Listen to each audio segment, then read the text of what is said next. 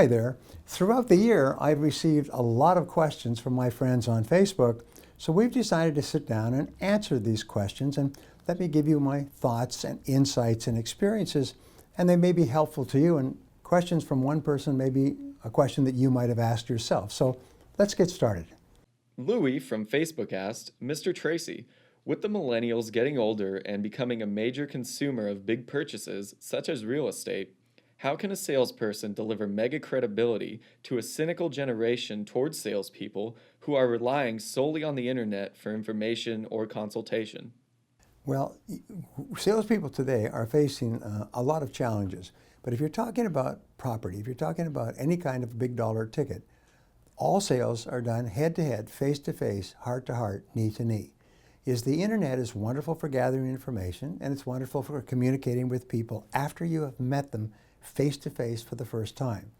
It is absolutely astonishing to me how many salespeople, not yourself of course, are so panicky and terrified of rejection that they will do everything possible to put up a wall of internet messages between them and customers, and they don't understand why people don't buy.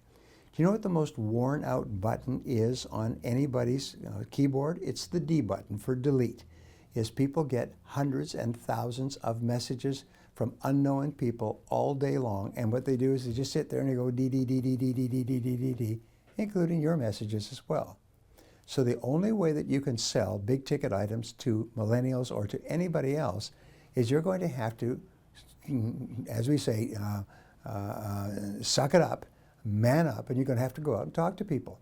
And you're going to have to introduce yourself to people. Now here's the second part, is you're going to have to be very, very good at what you do, because you're competing against every other person who is trying to sell a similar product to the same market base.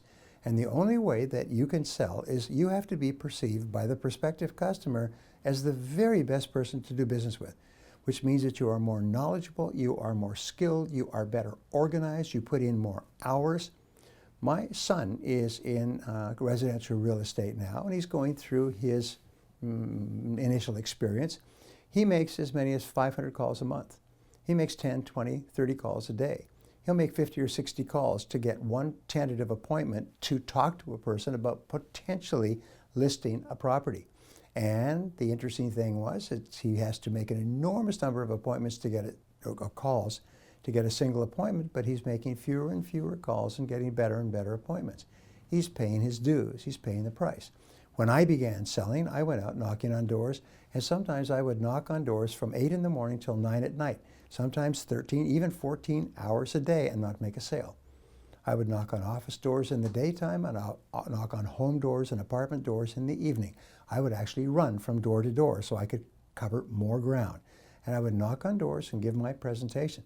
Sometimes I'd work for a week and make a single sale. I found that starting off in sales is a wonderful weight loss program, because I lost about 10 pounds. I got down to the thinnest and fittest of my life, moving from call to call. So there's really no simple solution. I would ask you, how many audio programs on sales have you listened to? How many 10s, 20s, 30, 40, 50 hours have you listened to? How many seminars have you been to? How many sales books have you read? Do you read 1 or 2 hours in sales every day? How many people have you spoken to? And how many calls do you make every day? In the final analysis, there's fabulous business out there. As you say, the millennials by the tens of millions are merging into high income, high expenditure markets, but you're going to have to go after them tenaciously, because there's hundreds of thousands and millions of other salespeople who are going after them as well. And you have to be better than they are. Now, I've given you a couple of ideas.